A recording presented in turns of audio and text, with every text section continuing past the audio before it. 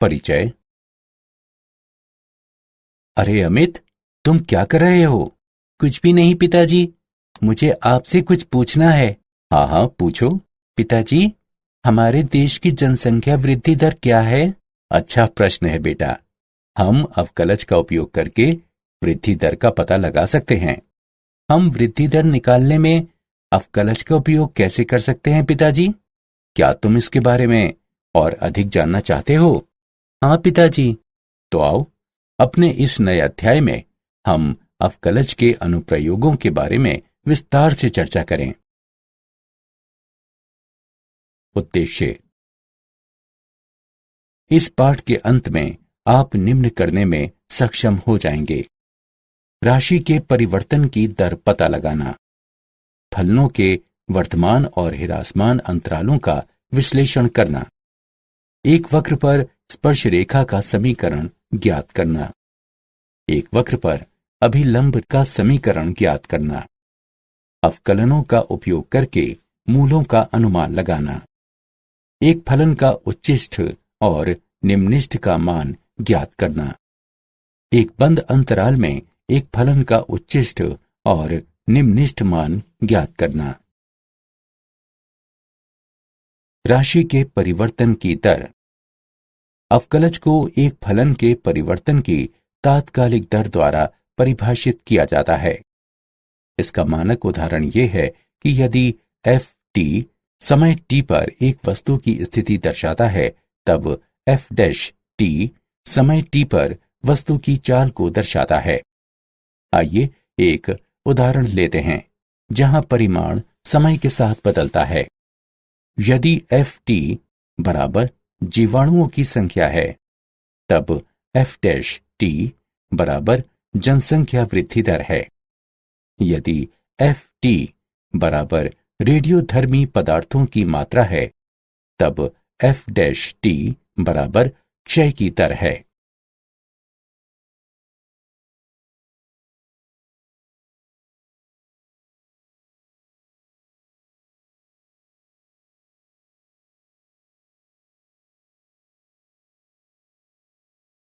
उदाहरण: धातु की एक वर्गाकार चादर की भुजा 3 सेंटीमीटर प्रति मिनट की दर से बढ़ रही है। यदि उसकी भुजा 10 सेंटीमीटर लंबी है, तब चादर का क्षेत्रफल किस दर से बढ़ेगा?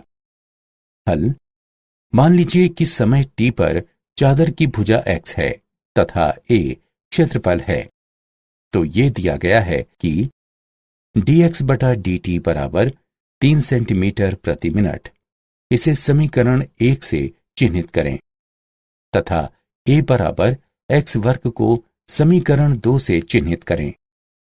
समीकरण 2 का t के सापेक्ष अवकलन करते हैं तो हमें प्राप्त होगा dA बटा dt बराबर 2x गुणा dx बटा dt। समीकरण 1 से dA बटा dt बराबर 6x। अब क्षेत्रफल के परिवर्तन की दर। यदि x बराबर 10 सेंटीमीटर है, तब x पर dA बटा dt बराबर 10 होगा, जो कि बराबर होगा 6 गुणा 10 अर्थात 60 वर्ग सेंटीमीटर प्रति मिनट के। वर्तमान और ह्रासमान फलन। एक फलन f एक खुले अंतराल I पर वर्तमान होता है। यदि x2 से छोटे अंतराल x1 में कोई दो संख्याएं x1 और x2 के लिए f x1 f x2 से छोटा या बराबर है को इंगित करती हैं। एक फलन f एक खुले अंतराल I पर ह्रासमान होता है। यदि x2 से छोटे अंतराल x1 में कोई दो संख्याएं x1 और x2 के लिए f x1 f x2 से बड़ा या बराबर है को इंगित करती हैं। एक फलन f एक खुले अंतराल I पर निरंतर वर्धमान होता है। यदि x2 से छोटे अंतराल x1 के साथ I के अंतर्गत प्रत्येक x1 x2 के लिए हमारे पास f x1 f x2 से छोटा है, जिसका अर्थ है x के बढ़ने से fx बढ़ेगा। एक फलन f एक खुले अंतराल i पर निरंतर ह्रासमान होता है। यदि x2 से छोटे अंतराल x1 के साथ i के अंतर्गत प्रत्येक x1 x2 के लिए हमारे पास fx1 fx2 से बड़ा है, जिसका अर्थ है x के बढ़ने से fx घटेगा। फलन जो ना ही वर्तमान है और ना ही ह्रासमान है। आइए एक उदाहरण लेते हैं। नीचे दिया गया फलन है y बराबर cos x। प्रमेय: माना कि f एक बंद अंतराल a b पर सतत है तथा खुले अंतराल a b पर अवकलन किया जा सकता है, तब f बंद अंतराल a b में वर्धमान होता है यदि खुले अंतराल a b के अंतर्गत प्रत्येक x के लिए f डैश x 0 से बड़ा है। f बंद अंतराल a b में ह्रासमान है यदि खुले अंतराल a b के अंतर्गत प्रत्येक x के लिए f डैश x 0 से छोटा है। f बंद अंतराल a b में एक अचर फलन है यदि खुले अंतराल a b के अंतर्गत हर x के लिए f डैश x 0 के बराबर है।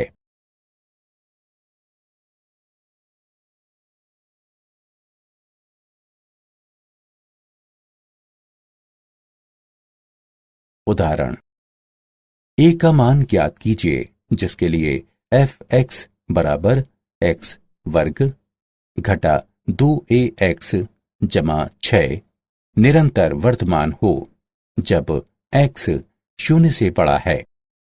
हल: हमें ज्ञात है fx बराबर x वर्ग घटा 2ax जमा 6।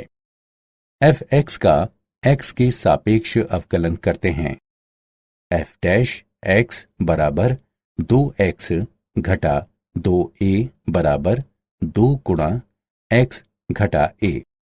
f डैश x 0 से बड़ा है यदि 2 गुणा x घटा a 0 से बड़ा है अथवा यदि x a से बड़ा है। अतएव a 0 से बड़ा या बराबर है क्योंकि x 0 से बड़ा है। स्पर्श रेखा और अभिलंब: माना कि y बराबर fx x के सापेक्ष y का अवकलज अर्थात x1 y1 पर dy बटा dx x1 y1 पर वक्र y बराबर x के f के लिए स्पर्श रेखा की ढलान को प्रदर्शित करता है, तब x1 y1 पर वक्र के लिए स्पर्श रेखा का समीकरण y घटा y1 बराबर x1 y1 पर dy बटा dx x घटा x1 होता है। जैसा कि हम जानते हैं कि संपर्क स्थल पर अभिलंब रेखा स्पर्श रेखा के लंबवत होती है, अतएव x1 y1 पर अभिलंब की ढलान x1 y1 पर घटा 1 बटा dy बटा dx होता है। x1 y1 पर वक्र y बराबर x के f के लिए अभिलंब का समीकरण y घटा y1 बराबर x1 y1 पर घटा 1 बटा dy बटा dx गुणा x घटा x1 होता है। विशेष स्थिति: यदि स्पर्श रेखा की ढाल 0 हो तब tan थीटा बराबर 0 एवं इसलिए थीटा बराबर 0, जिसका तात्पर्य है कि स्पर्श रेखा x अक्ष के समानांतर होती है। अतः बिंदु x1 y1 पर स्पर्श रेखा का समीकरण y बराबर y1 के द्वारा दिया जाता है। यदि थीटा का मान पाई बटा 2 के समतुल्य होता है तब tan थीटा का मान अनंत के समतुल्य होगा, जिसका तात्पर्य है कि स्पर्श रेखा एक्स अक्ष के लंबवत है, अर्थात वाई अक्ष के समानांतर है। इसलिए x1 y1 पर स्पर्श रेखा का समीकरण x बराबर x1 द्वारा दिया जाता है। उदाहरण, वक्र के लिए स्पर्श रेखा और अभिलंब की ढलान ज्ञात कीजिए। 1/2 पर वर्गमूल x जमा वर्गमूल y बराबर 1। हल, वक्र का समीकरण वर्गमूल x जमा वर्गमूल y बराबर 1 है। इसे समीकरण 1 से चिह्नित करें। x के सापेक्ष समीकरण 1 का अवकलन करने पर हमें प्राप्त होता है 1/2 गुणा वर्गमूल x जमा 1/2 गुणा वर्गमूल y गुणा dy बटा dx बराबर 0, अथवा dy बटा dx बराबर घटा वर्गमूल y बटा x।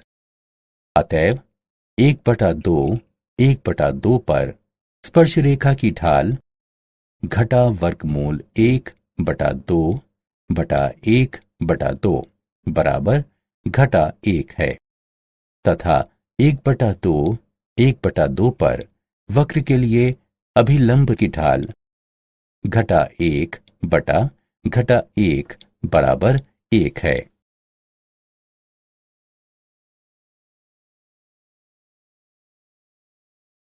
सन्निकटन। x के सापेक्ष fx का अवकलज इस प्रकार परिभाषित किया जाता है।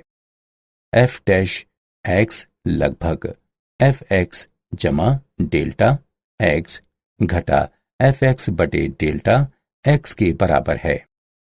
ये इंगित करता है कि fx जमा डेल्टा x बराबर fx जमा डेल्टा x गुणा f डैश x, जो fx जमा डेल्टा x का सन्निकट मान कहलाता है।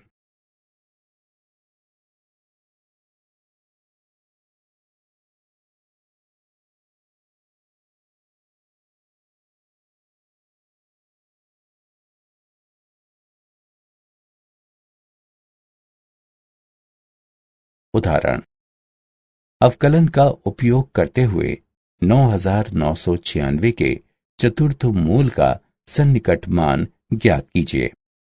हल, हम जानते हैं कि 9996 बराबर है 10,000 घटा 4 के, जो कि बराबर होगा 10 की घात 4 घटा 4 के। चलिए माना कि x बराबर 10 की घात 4 और डेल्टा x बराबर घटा 4 है। अतएव x जमा डेल्टा x बराबर 9996 होगा। माना कि y बराबर x की घात 1/4, जो कि बराबर है 10 की घात 4 गुणा 1/4 के, जो बराबर होगा 10 के। अतएव dy बटा dx बराबर है 1/4 गुणा x की घात घटा 3/4 के। अतएव y जमा डेल्टा y बराबर डेल्टा x गुणा dy बटा dx जमा y है। अब इस सूत्र में मान रखने पर हमें 9996 का चतुर्थ मूल बराबर घटा 4 गुणा 1/4 गुणा x घात 3/4 जमा 10 प्राप्त होगा। इसकी गणना करके हल करने पर हमें 9.999 प्राप्त होगा। अतः 9996 के चतुर्थ मूल का सन्निकट मान 9.999 है। उच्चिष्ठ और निम्निष्ठ। एक फलन का उच्चिष्ठ मान वो होता है जो बिंदु के पास बिंदु के दोनों तरफ किसी भी अन्य मान से अधिकतम होता है। इसे सापेक्ष उच्चिष्ठ कहा जाता है। सापेक्ष उच्चिष्ठ, माना कि fx फलन एक वास्तविक मान वाला फलन है तथा f(x) के प्रांत में c एक अभियंतर बिंदु है, तब x बराबर c पर f(x) एक सापेक्ष उच्चिष्ट कहलाता है यदि h के सभी धनात्मक तथा ऋणात्मक मानों के लिए जहां fc f ऑफ c जमा h से बड़ा है पर्याप्त छोटा हो। एक फलन का निम्निष्ठ मान वो होता है जो बिंदु के ठीक पास बिंदु के दोनों तरफ किसी भी अन्य मान से निम्नतम होता है। इसे सापेक्ष निम्निष्ठ कहा जाता है। सापेक्ष निम्निष्ठ माना कि f(x) फलन एक वास्तविक मान वाला फलन है तथा f(x) के प्रांत में c एक अभियंतर बिंदु है, तब x बराबर d पर f(x) एक सापेक्ष निम्निष्ठ कहलाता है यदि h के सभी धनात्मक तथा ऋणात्मक मानों के लिए जहां ft f ऑफ d जमा h छोटा है पर्याप्त छोटा हो। प्रथम अवकलज परीक्षण। 1. फलन का प्रथम अवकलज अर्थात f(x) ज्ञात कीजिए। 2. प्रथम अवकलज को शून्य के बराबर मानते हैं अर्थात f(x) बराबर 0 तथा वास्तविक मूलों के लिए परिणामी समीकरण को हल करते हैं अर्थात माना कि x बराबर c d इत्यादि ये उच्चिष्ट और निम्निष्ठ के बिंदु हैं। 3. माना कि x बराबर c इनमें से कोई बिंदु हैं यदि f(x) की राशि धनात्मक से ऋणात्मक हो जाती है अर्थात x c के नजदीक से छोटा है के लिए f(x) 0 से बड़ा है तथा x c के नजदीक से बड़ा है के लिए f(x) 0 से छोटा है, तब x बराबर c सापेक्ष उच्चिष्ट का एक बिंदु है। यदि f(x) की राशि ऋणात्मक से धनात्मक हो जाती है अर्थात x c के नजदीक से छोटा है के लिए f(x) 0 से छोटा है तथा x c के नजदीक से बड़ा है के लिए f(x) 0 से बड़ा है, तब x बराबर c सापेक्ष निम्निष्ठ का एक बिंदु है। 4. यदि f(x) की राशि नहीं बदलती है तब c न तो सापेक्ष उच्चिष्ट का कोई बिंदु है और न ही सापेक्ष निम्निष्ठ का कोई बिंदु है। इस तरह का बिंदु नति परिवर्तन बिंदु कहलाता है।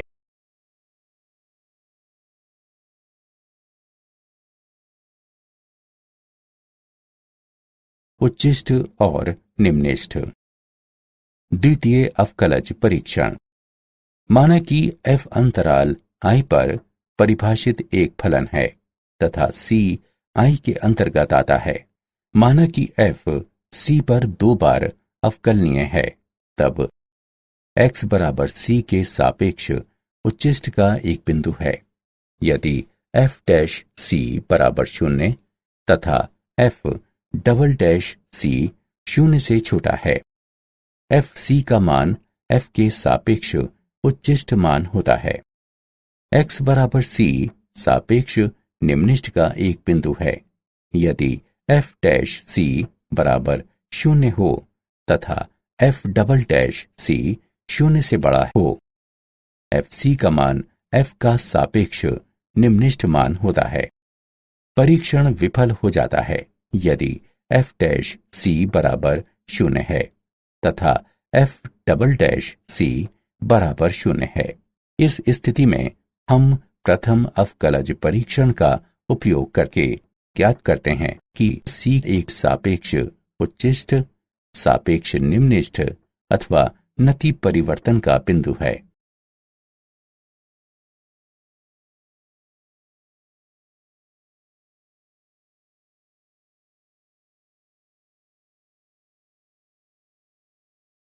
एक बंद अंतराल में फलन का उच्चिष्ट और निम्निष्ठ मान।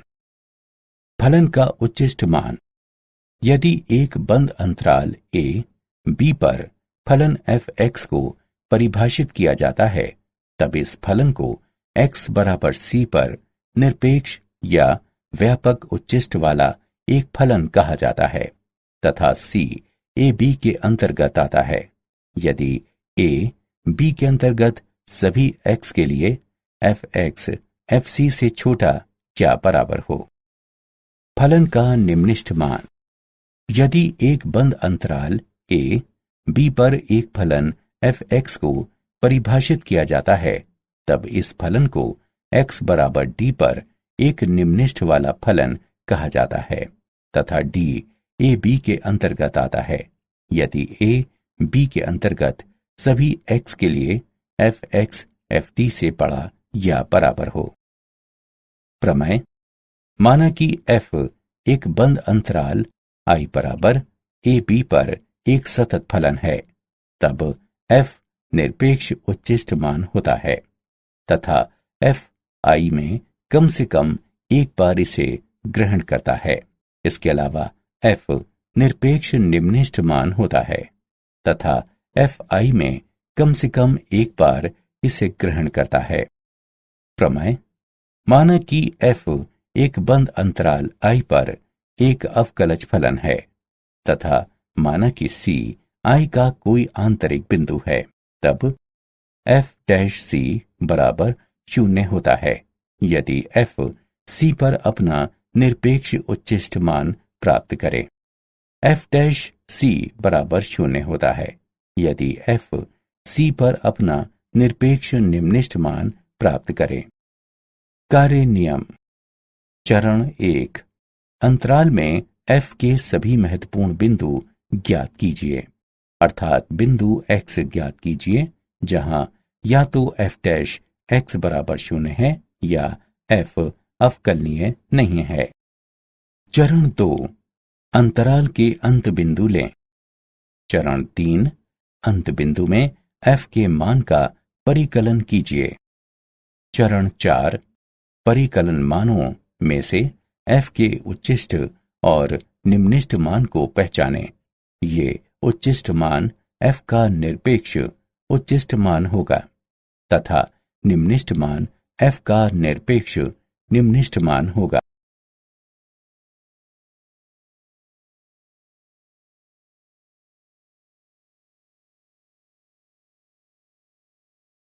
उदाहरण।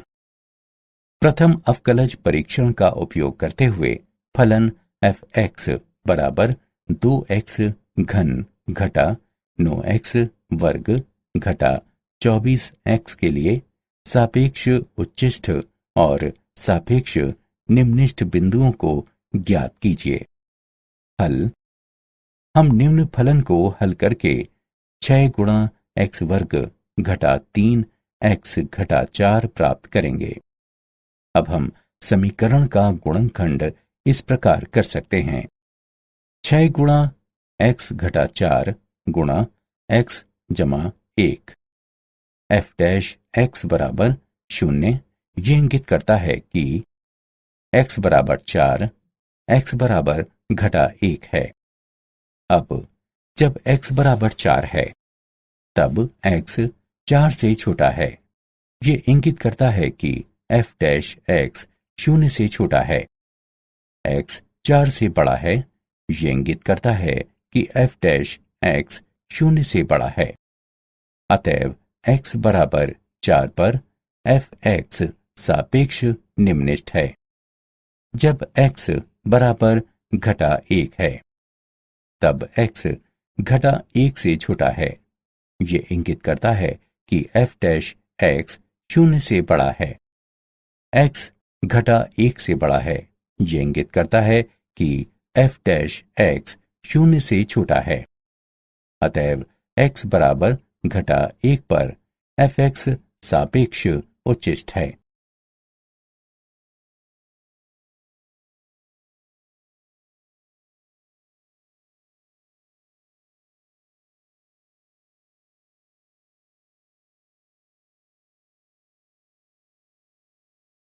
उदाहरण। एक 20 सेंटीमीटर लंबे तार को दो भागों में किस तरह विभाजित किया जाना चाहिए कि यदि एक भाग को वर्ग में तथा दूसरे भाग को वृत्त में इस तरह मोड़ा जाता है कि उन दो समतल आकृतियों के क्षेत्रफल का योगफल निम्नलिखित हो। हल। माना कि एक भाग x है, तब दूसरा भाग 20 घटा x होगा। माना कि x वर्ग का परिमाप है तथा 20 घटा x वृत्त की परिधि है, तब कुल क्षेत्रफल होगा a बराबर x बटा 4 संपूर्ण वर्ग जमा पाई गुणा 20 घटा x बटा 2 पाई संपूर्ण वर्ग है, जो कि बराबर होगा x वर्ग बटा 16 जमा 20 घटा x वर्ग बटा 4 पाई के। अतएव dA बटा dx बराबर x बटा 8 घटा 20 घटा x बटा 2 पाई। चरम मानों के लिए dA बटा dx बराबर 0। ये इंगित करता है कि x बटा 8 घटा 20 घटा x बटा 2 पाई बराबर 0 है। ये इंगित करता है कि पाई गुणा x घटा 80 जमा 4x बराबर 0। ये इंगित करता है कि x बराबर 80 बटा पाई जमा 4। इसके अलावा d2a बटा dx वर्ग बराबर 1 बटा 8 जमा 1 बटा 2 पाई 0 से बड़ा है। इस प्रकार दो समतल आकृतियों का क्षेत्रफल निम्नलिखित होगा जब x बराबर 80 बटा पाई जमा 4 हो। एक वर्ग बनाने वाले भाग की लंबाई 80 बटा पाई जमा 4 है, तब दूसरे भाग की लंबाई होगी 20 घटा 80 बटा पाई जमा 4, जो कि बराबर है 20 पाई बटा पाई जमा 4 के। इस प्रकार भागों की लंबाई होनी चाहिए 80 बटा पाई जमा 4 सेंटीमीटर और 20 पाई बटा पाई जमा 4 सेंटीमीटर।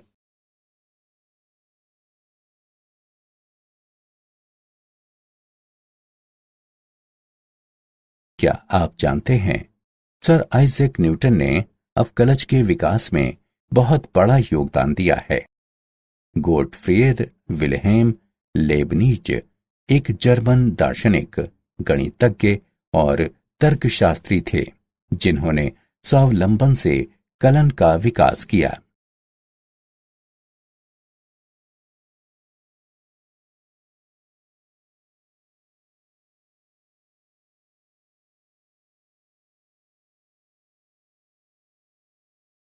सारांश। आइए हमने जो कुछ सीखा है उसे संक्षेप में दोहराएं। एक अवकलज को इस तरह से परिभाषित किया जा सकता है कि ये एक फलन की तात्कालिक परिवर्तन की दर देता है।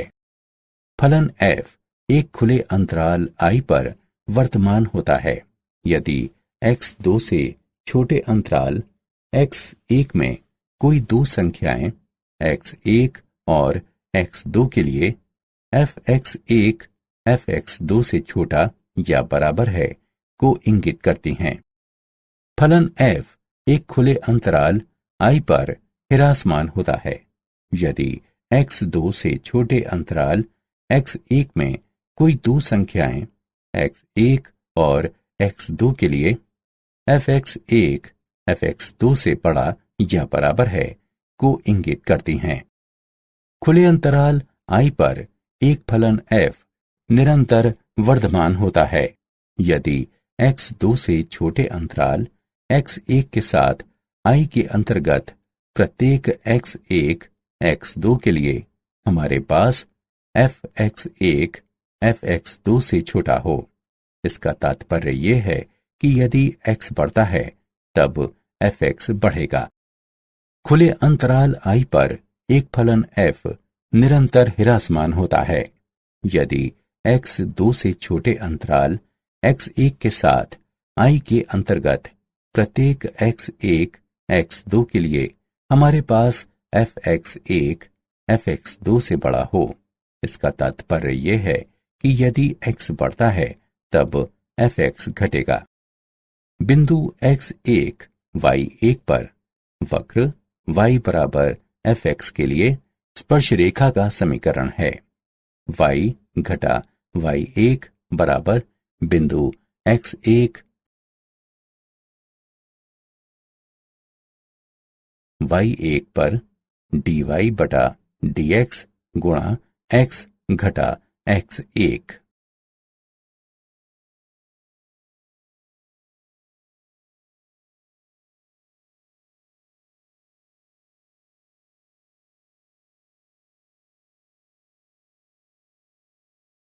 बिंदु x1 y1 पर वक्र y बराबर fx के लिए अभिलंब का समीकरण है।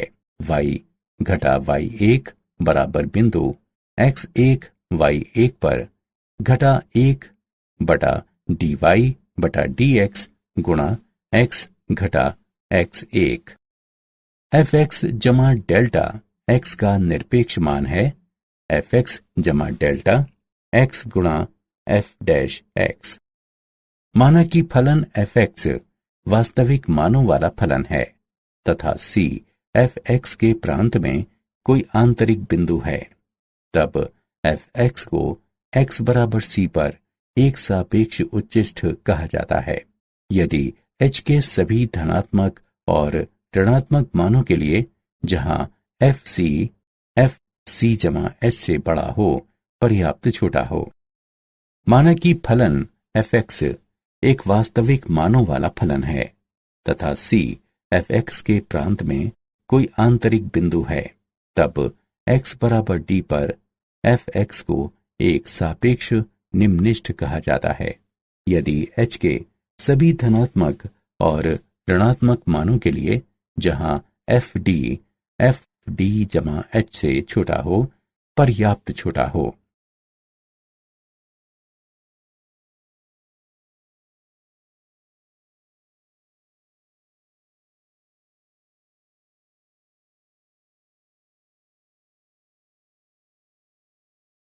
यदि fx एक बंद अंतराल a b पर परिभाषित कोई फलन है, तब x बराबर c पर इस फलन को निरपेक्ष उच्चिष्ठ कहा जाता है तथा c a b के अंतर्गत आता है।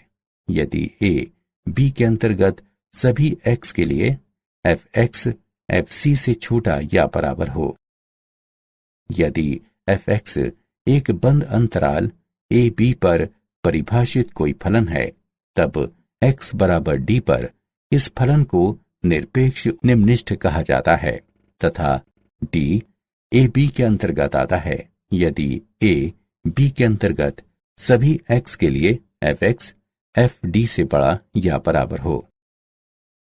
माना कि f एक बंद अंतराल I बराबर a b पर एक संतत फलन है, तब f निरपेक्ष उच्चिष्ठ मान होता है तथा f I में कम से कम एक बार इसे ग्रहण करता है।